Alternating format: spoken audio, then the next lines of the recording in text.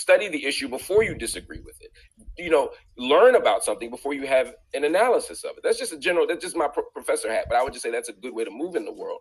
But, that guy, if he read just a little bit, would realize that, if anything, that song is an affirmation of Black people's connection to America, right? If you actually listen to the words of the song, get to the third verse. I mean, the whole point here is to be true to our God and true to our native land, but it's in the context of being in America, right? But anyway, that's neither here nor there. People can do what they want, but we can't get quality education if people think Black people don't have a history worth teaching, right? We can't get quality healthcare if people don't think that Black people can feel pain, or if people don't think that Black people deserve proper treatment. All of these things are rooted in an understanding of the past that is shaped by white supremacy. And until we unlearn that, then yeah, we're still going to be sent to jail. We're still going to get longer sentences. We're still going to get suspended more at school. We're still going to get beaten by the cop. All these things are going to continue to happen.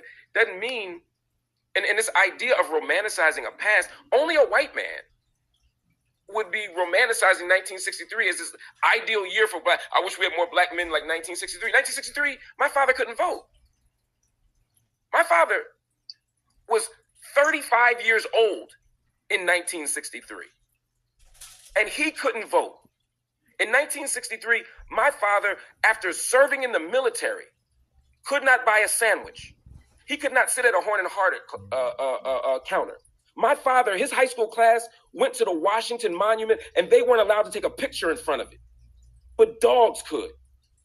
This is the history of 1963. So when you stand there as a white man and say, I wish you people were more like you were in 1963, it makes us want to say, fuck you.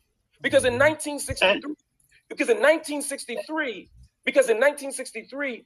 white men were still in control. White men still had all their rights and freedoms. White women had their rights and freedoms. It was only us that didn't. And so the same spirit that makes you think that affirming 1963 is some great year for me and my people, that same spirit is the one that tells you that it's okay to dismiss the Black National Anthem as a small thing.